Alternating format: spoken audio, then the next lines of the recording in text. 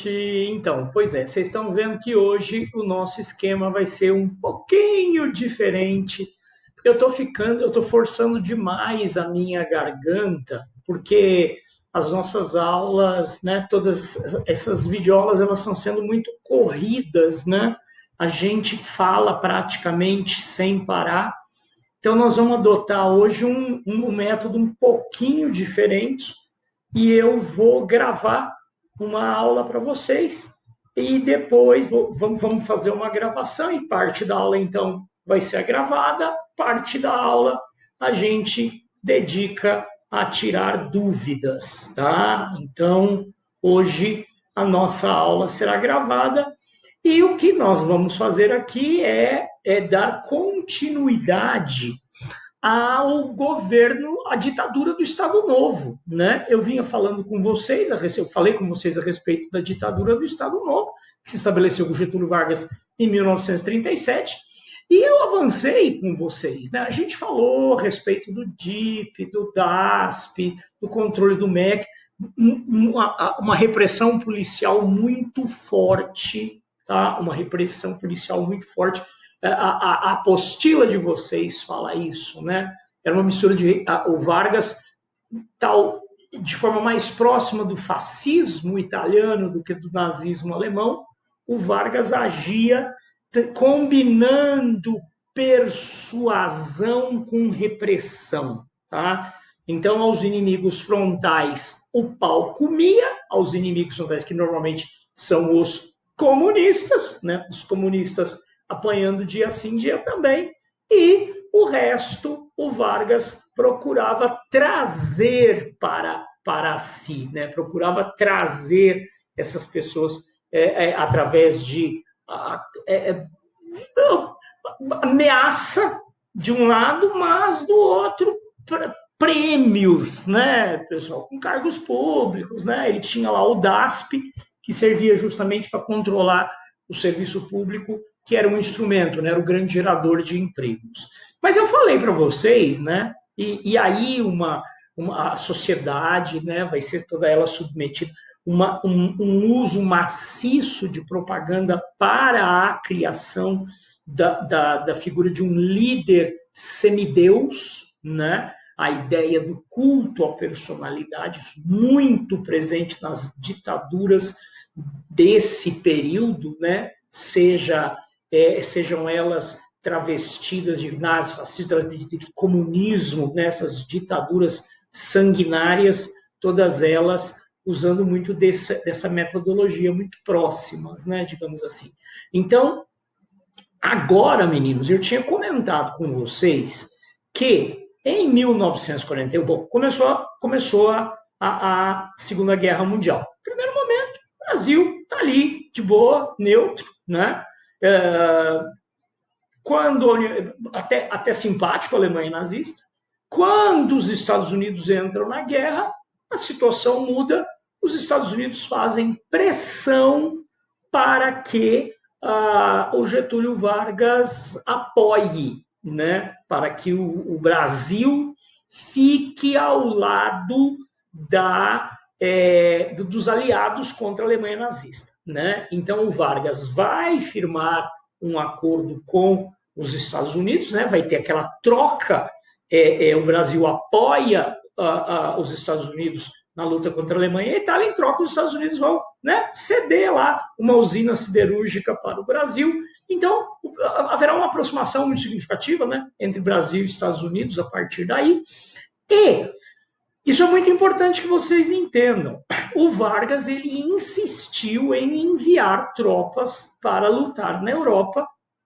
Eu até comentei com todos, né, em todas as turmas eu comentei que o meu avô esteve a um passo de ir para a Segunda Guerra Mundial, né? A minha mãe até me corrigiu, minha mãe ouviu a aula e falou, não, o seu avô não estava morando naquela, minha mãe ainda não era nascida, mas ela falou, o seu avô estava morando com a sua avó e seus dois tios mais velhos lá em Curitiba, do Paraná, né, em Cornélio Procópio, e o meu avô foi a Curitiba para fazer o alistamento militar obrigatório, né? Ele esteve a um passo e tá, não foi, né? Deu sorte, tá, pessoal? Mas uma coisa que é muito importante, eu comentei isso com vocês, é que não deixa de ser contraditório o fato do Vargas ter ido à guerra contra o fascismo na defesa da democracia. É uma guerra que, pelo menos no que diz respeito à sua parte ocidental, nós não estamos envolvendo aquele lado oriental, aonde a Alemanha, a frente leste, né, onde a Alemanha e a União Soviética travavam uma guerra absolutamente sangrenta, duas tiranias tentando se matar, né? Não estamos falando aqui de Japão, estamos falando da parte ocidental, onde você tem Alemanha, Itália, Inglaterra, França, Estados Unidos. A França tinha saído fora, mas, né, é uma guerra entre as democracias liberais, de um lado, e o fascismo do outro. O Brasil é fascista, por mais que meus colegas professores aí, né, da canhota, tendem a simpatizar com o Getúlio Vargas, mas era fascista, matou comunista pra caramba, né? Fascista e lutando a favor da democracia. Parece que ele estava do lado errado da guerra, né? Se a gente for pensar ideologicamente, parece que ele estava do lado errado da guerra. Mas não, é porque ele entrou na guerra por interesses econômicos, tá? E enviou um exército para lutar. Lembrando que a participação do exército brasileiro é uma participação muito honrosa, tá? Não se trata de uma participação imensa, é uma participação pequena para os padrões, para o tamanho dos exércitos que lutaram na Segunda Guerra Mundial. A participação brasileira é uma participação pequena, tá? Mas é uma participação muito honrada, na medida em que o Brasil foi o único país da América Latina que enviou tropas para lutar na Europa, tá? Contra o nazifascismo. Então o exército brasileiro vai a FEB, que é a Força Expedicionária Brasileira, e a FAB, que é a Força Aérea Brasileira, tá? Então, esses dois grupos, né, o Exército e a Força Aérea, é quem vão. A Marinha Brasileira participa também, mas fica mais aqui na zona de patrulha, patrulhando o Atlântico Sul, tá? Meninos, nós teremos inclusive um caso de um avião brasileiro que conseguiu afundar um submarino alemão. Tá? Mas então, quem vai para a Europa é Exército e Força Aérea. FEB, Força Expedicionária Brasileira, FAB, Força Aérea Brasileira. Esse pessoal foi para os Estados Unidos, treinou para cacete. Esse pessoal foi aos Estados Unidos e lá eles foram treinados e equipados, tá? E o pessoal da Força Aérea foi também, né? O pessoal foi equipado aí com os aviões, um esquadrão, né? O primeiro esquadrão de caça, acho que é o nome, né? Só tinha como símbolo um passarinho furioso. O símbolo é famoso, senta a pua, senta a marreta na ideia dos alemães, né? O símbolo da FEB era uma cobrinha com um cachimbo na boca, né? O símbolo da FEB é muito curioso, é a cobra fumando, porque se dizia na época que era mais fácil uma cobra fumar do que o Brasil enviar tropas para lutar na Europa. Quando o Brasil enviou tropas para lutar na Europa, então o símbolo da FEB, a cobrinha com um cachimbo na boca, cobra fumou, né, pessoal? Então, as tropas brasileiras passam por um período de treinamento nos Estados Unidos e depois vão lutar lá na Europa. Gente, esse período em que a turma do Exército e da Aeronáutica ficou nos Estados Unidos é um período muito importante, porque haverá uma aproximação muito significativa entre os militares brasileiros e norte-americanos. Haverá uma troca de ideias muito significativa entre o Exército brasileiro e o Exército norte-americano, a Força Aérea Brasileira, a Força Aérea Americana. Essa aproximação terá como consequência aí uma mudança ideológica, né? Os militares brasileiros na década de 1930 tinham uma baita influência nazista, né? O Brasil importava muito equipamento militar da Alemanha. Agora tudo é substituído pelo produto norte-americano. Então é natural que tenha ocorrido, inclusive, uma mudança na visão de mundo. Então, o Exército e a Força Aérea vão mostrar muita influência dessa influência democrática, liberal lá dos Estados Unidos, né? Então o pessoal vai para a guerra. No fronte interno, meninos, nós teremos um evento muito famoso aqui no Brasil. O Japão havia ocupado as principais regiões produtoras de borracha natural do planeta. O Brasil, no começo do século XX, o Brasil ali no comecinho do século XX, no período da República Velha, o Brasil tinha sido o maior produtor mundial de borracha, né, de látex, de borracha natural, mas o Brasil perdeu essa condição de maior produtor mundial de borracha para as colônias inglesas e francesas lá na região do Extremo Oriente, né? Vietnã, Malásia, ali, aquelas regiões. Hoje você tem Singapura, ali são regiões altamente, são produtoras de borracha natural. Então, quando o Japão ocupou essas regiões na Segunda Guerra Mundial, a borracha natural praticamente desapareceu. O governo brasileiro, então, se dispôs a retomar a produção que tinha sido praticamente abandonada, né? Havia muitas seringueiras selvagens espalhadas pela Amazônia. O governo dos Estados Unidos deu dinheiro para burro para que o governo brasileiro articulasse a retomada da produção da borracha na região norte. O dinheiro sumiu e não se viu uma gota de látex. Isso é muito Brasil, né, pessoal? Nossa, né? Que coisa inacreditável.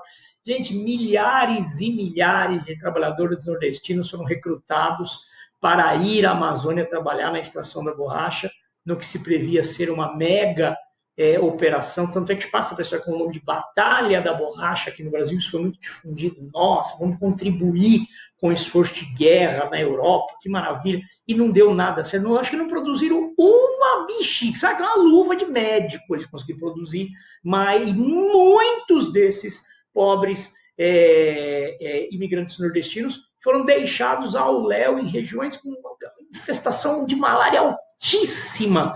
Tá? Acredita-se que morreu muito mais gente desses pobres trabalhadores que foram levados para a Amazônia, e que foram praticamente abandonados ali pelo Estado, do que juntando todos os mortos brasileiros, seja no oceano, seja no mar, seja em terra, seja no ar, toda a participação brasileira na Segunda Guerra Mundial. Tá? Foi um horror. Esse evento que fica conhecido como Batalha da Borracha. Então, nós tivemos aqui essa farsa, infelizmente. Né? Quer dizer, não é farsa no sentido de que eles prometeram produzir bosta nenhuma, e o coitado que morreu é de verdade, tá? Né, vamos entender bem essa ideia. Outra coisa também, meninos, é que com a ausência da borracha natural, haverá um investimento pesado por parte dos Estados Unidos na produção de borracha sintética. Então, hoje, a maior parte da borracha que a gente consome no mundo é derivado de petróleo. Essa borracha será desenvolvida justamente para suprir a falta da borracha natural, né, que é extraída da seringueira. Vocês devem conhecer o procedimento. Outro aspecto importante, meninos, é que agora, lembra daquela charge, eu acho que eu mostrei para todas as turmas, lembra daquela chargezinha do Vargas, que ele primeiro é o Hitler, depois ele é o Franklin Delano Roosevelt, primeiro ele é o ditador alemão, depois ele passa a ser o equivalente ao presidente dos Estados Unidos, depois ele se transforma no Stalin, né, no tirano soviético.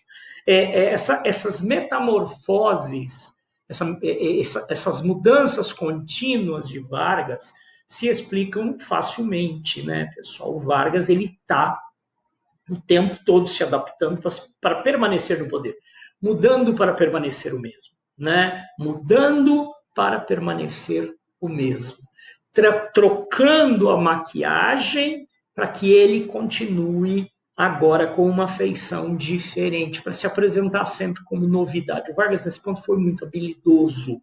Então, agora que o Brasil está lutando ao lado dos Estados Unidos, agora que o Brasil está lutando na Europa, na defesa da democracia, blá, blá, blá, blá, então o que vai acontecer? Agora o discurso do Vargas muda.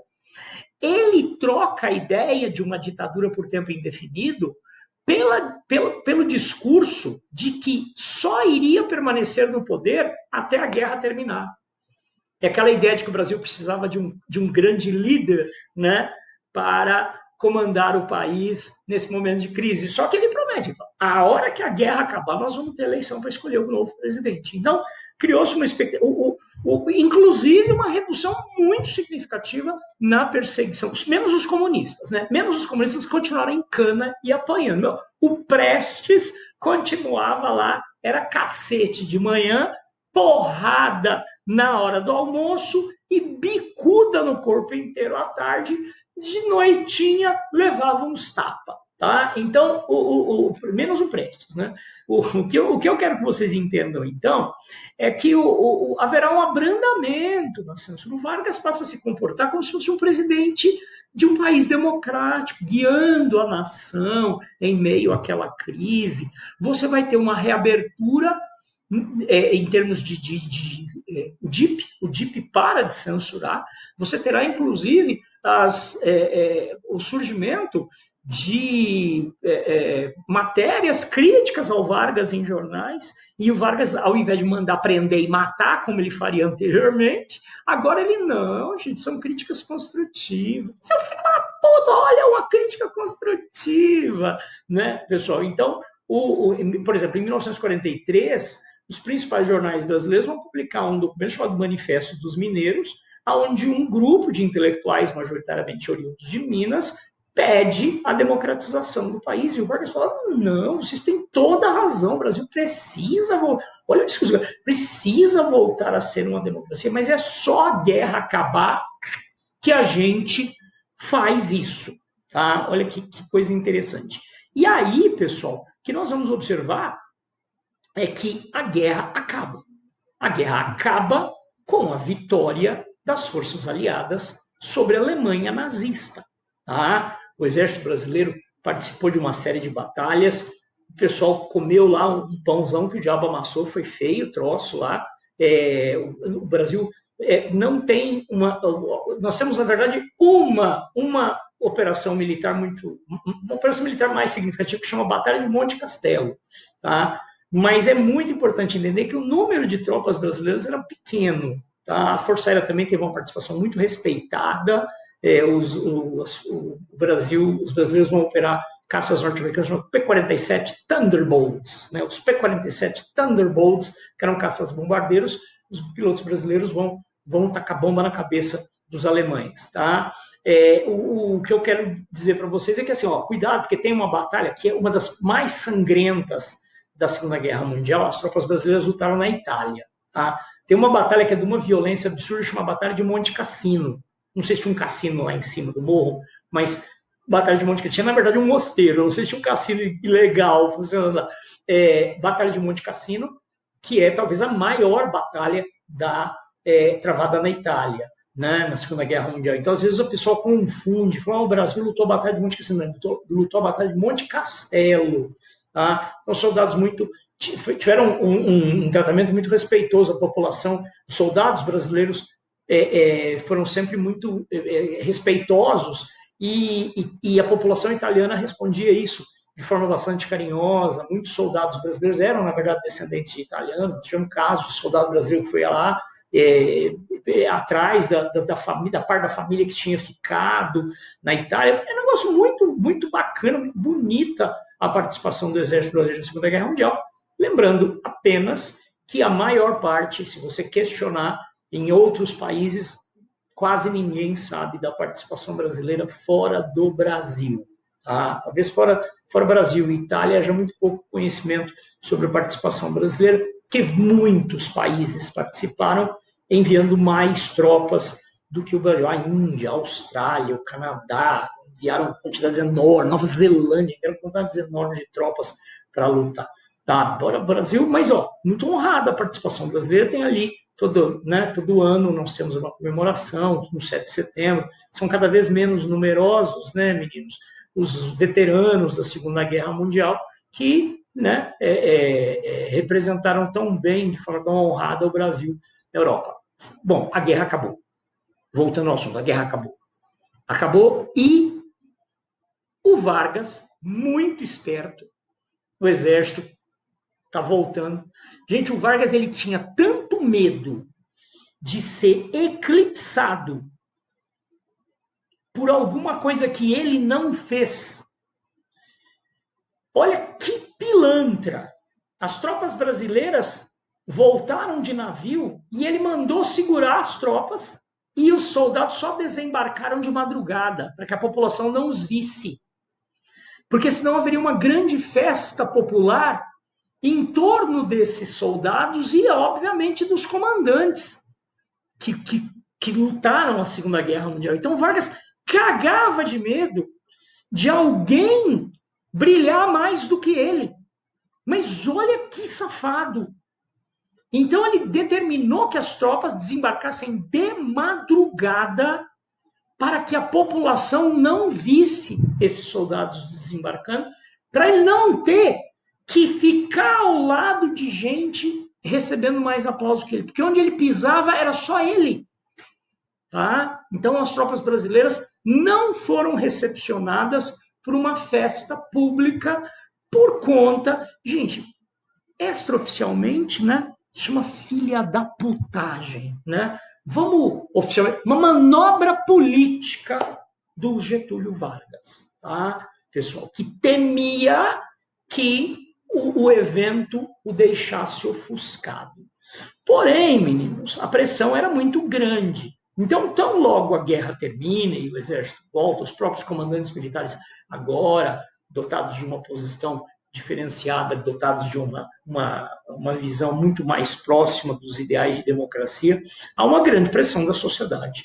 E o Vargas é obrigado a cumprir o que ele prometeu, né? Então, o Vargas marca a realização de eleições. Marca ali mesmo, ó. Então tá, a guerra termina em abril, maio de 45, no final do ano vai ter eleição. E está organizando as eleições, né?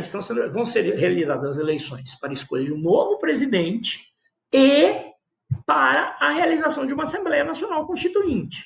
Presidente e Assembleia Nacional Constituinte. Tá certo? E, de repente, preste atenção nisso que eu estou sendo irônico, pelo amor de Deus. E, de repente, começam a acontecer manifestações populares pedindo a permanência do Vargas no poder. Hein? Começam a ocorrer manifestações populares. Como Vargas controlava o DASP e como o Ministério do Trabalho controlava os sindicatos e praticamente todas as lideranças sindicais existentes no país deviam seus postos, deviam suas posições confortáveis ao Getúlio Vargas. Todo mundo puxa saco do Getúlio Vargas. Então, líderes sindicais associados ao Ministério do Trabalho e uma massa imensa de funcionários públicos federais controlados pelo DASP foi colocada na rua para fazer manifestação em favor do Vargas, como se fossem manifestações 100% populares. Então, na verdade, o Vargas já começa a articular manifestações populares para, né, entre aspas, para que mostrar ao mundo que o povo pedia que ele ficasse no poder. Vocês estão entendendo? Eu quero sair, mas o povo não quer que eu vá. Eu queria democracia, mas o povo está querendo que eu fique. E esses manifestantes, eles iam à rua e eles ficavam gritando sempre a mesma coisa. Queremos Vargas, queremos Vargas. Só que ninguém grita queremos. O pessoal grita queremos Vargas, queremos Vargas. Se não gritar, será demitido no outro dia. Então, por isso, esse movimento que o pessoal ficava, queremos Vargas. Passa para a história com o nome de queremismo. Queremismo. Um movimento supostamente popular, mas que nós sabemos estava sendo financiado pelo próprio governo federal, defendendo a manutenção do Vargas no poder. Eles falavam assim, não, vamos realizar uma Assembleia Nacional Constituinte e depois da Assembleia Nacional Constituinte a gente faz eleição para presidente. Depois da Constituição pronta, a gente faz eleição para presidente. Quer dizer, o Vargas queria mais 2 anos no poder. Vocês entendem? Não é que ele quer mais 2 anos no poder, ele quer protelar a sua saída para ver se consegue ficar eternamente. Então, era óbvio que o Vargas estava articulando uma maracutaia. Ele já tinha feito isso. Lembram do plano Cohen? Quando ele evitou a realização, faltava 1 semana para a eleição presidencial, e ele fez um trambique com o tal do plano Cohen, impediu a realização de eleições, tornou-se ditador. Já estava no poder desse jeito há 7 anos. Agora, de novo, não deixa ele ficar no poder até a Constituição ficar pronta, 1 ano e meio. 1 ano e meio para a Constituição ficar pronta. Aí depois da Constituição pronta, a gente faz eleição. Não, por que não realiza a eleição agora? Não era isso que tinha sido combinado? Então, os adversários de Vargas começam a fazer pressão. Tá? Nessa época, foram restabelecidos os direitos, foi anulada aquela história de que não podia ter partido político. Então, voltamos a ter partidos políticos. Eu não vou entrar em detalhes sobre esses partidos políticos agora, nós vamos falar na próxima aula, senão essa aqui vai ficar muito longa. Nós vamos observar a formação de um partido político que representava fundamentalmente os inimigos de Getúlio Vargas. Ali estava a turma dos inimigos de Getúlio Vargas. Esse partido político chama UDN, União Democrática Nacional. Tá? União Democrática Nacional era formada principalmente por empresários, grandes setores da classe média, grupos muito significativos dentro das Forças Armadas influenciados pelos Estados Unidos. Tá? Esse pessoal que era frontalmente contra a permanência de Getúlio Vargas no poder, eles desencadeiam, então, uma campanha pública falando, olha, eram cartazes com o cara todo amarrado e amordaçado, lembrai-vos de 37, lembrai-vos de 37, que lembra, 10 de novembro de 1937, o golpe do Estado Novo, na véspera da eleição. Então, o pessoal ligado ao UDN, e aí havia muita gente dentro das Forças Armadas, o pessoal da UDN começa a se articular prevendo. E aí, gente, a ideia da carochinha? Não. É medo do bicho-papão? Não. É real. O Vargas já tinha feito isso, né? Dado um golpe de Estado às vésperas de uma eleição. Então, lembrai-vos de 37, e esse pessoal começa a se organizar. E aqui vai acontecer um evento muito tosco, viu, meninos? Muito tosco, demais, triste até, de tanta tosqueira, tá? No âmbito dessa onda de democracia, e até mesmo porque o Brasil havia lutado na Segunda Guerra Mundial ao lado da União Soviética. A União Soviética também lutou contra o nazismo. Então, em meio a essa onda, o Vargas anistia os membros do Partido Comunista. É quando sai da cadeia que o Prestes fica sabendo que a mulher dele tinha sido assassinada num campo de concentração porque o Vargas mandou deportá-la. Tá? Então, o que acontece? Olha só que maluco. O Partido Comunista é legalizado. Pela primeira vez na sua história, o Partido Comunista se torna legal. Prestes sai da cadeia, tudo esfarrapado, tudo desgraçado. Né? Sai da cadeia e aí é que está o que... Meu Deus! O Stalin, olha só, no jogo que se previa, no jogo o jogo que está sendo previsto para ser jogado é o jogo da Guerra Fria. A disputa pela hegemonia mundial entre Estados Unidos e União Soviética. E na cabeça do Stalin, um líder nacionalista como Getúlio Vargas era mais vantajoso no poder para um país aliado aos Estados Unidos como o Brasil do que alguém que fosse amplamente favorável aos Estados Unidos. Então, um nacionalista de passado fascista como Getúlio Vargas era mais vantajoso para Stalin aqui no Brasil do que alguém da UDN, francamente favorável a uma aproximação com os Estados Unidos. Porque o Vargas, nessa postura radical, nacionalista dele, fatalmente ele ia entrar em conflito com os interesses norte-americanos. Então o Stalin manda o Partido Comunista Brasileiro apoiar o Vargas. Então o Prestes sai da cadeia, depois de 9 anos apanhando dia sim, dia também. A mulher dele foi assassinada pela Alemanha nazista, a mando do Vargas, literalmente. Ele sai da cadeia e sobe no palanque, defendendo a permanência do Vargas no poder. É uma vergonha. Então, Luiz Carlos Prestes, a mando de Stalin, porque o Stalin falou, a água parou, ele engole toda aquela humilhação de 9 anos de cadeia para subir ao palanque defendendo a permanência de Getúlio Vargas. E aí ele tem umas fotos, ele ao lado do Getúlio Vargas com um sorrisão desse tamanho, e ele assim, com uma cara de cu, diz assim, o que eu estou fazendo aqui? Sabe que O que eu fiz da minha vida, velho? Que merda! Sabe aquele cartismo? Que merda! O que eu fiz da minha vida? Sabe aquela... Essa é a cara do Prestes, né? Então teve um palanque lá, os caras, passa o microfone pro Vargas, o Prestes pegou o microfone, passou, tiraram uma foto em que parecia que o Prestes estava segurando o microfone pro Vargas falar. Entenderam? Então essa foto ficou muito marcada na época. Parecia que o Prestes estava segurando. Fala, Varguinha, você me bateu pouco, né? Então, por isso que a gente tem naquele quadrinho, naquela charge, agora o Vargas como o camarada Getúlio Vargovich, usando um bigode similar ao do Stalin, né? É o fim de sua metamorfose. Ele foi de Hitler, passou para Franklin Delano Roosevelt e agora é amiguinho dos comunistas. E agora recebe apoio dos comunistas. Quer dizer, tem como mudar? Tem como mudar mais? Gente, desculpa, eu estou na casa da minha mãe e esse telefone não para tocar. Tá? Então, o que eu quero que vocês entendam é isso. Aí então, é a última das metamorfoses de Getúlio Vargas. Tá? Aí, só um segundo, menino.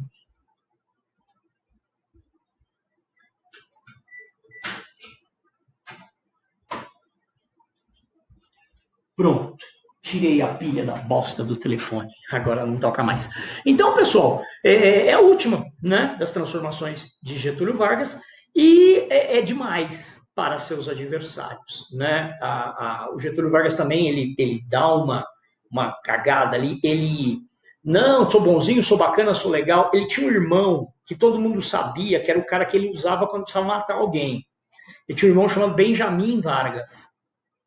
Aí ele pega e chama o irmão e nomeia o irmão chefe de polícia do Distrito Federal. Quando ele nomeia o irmão Benjamin Vargas para chefe de polícia do Distrito Federal, a galera percebe, ele está se preparando para lutar, ele está se preparando para dar um golpe de Estado e permanecer no poder. Porque o irmão dele lá, boa coisa, o irmão dele cheirava necrotério, né? O irmão dele cheirava pólvora.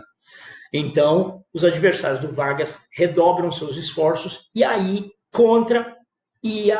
as Forças Armadas decidem se manifestar. Então, há uma reunião aí dos chefes das Forças Armadas, vão até o Vargas e exigem: ou você renuncia e sai pela porta, ou você insiste em ficar e sai pelos fundos, deitadinho naquela caminha que entra na ambulância e vai para o Instituto Médico Legal. Ou você sai por bem, vivo e feliz, e vai seguir a sua vida. Lhe ofereceram, inclusive, não julgá-lo por qualquer acusação de crime, tá?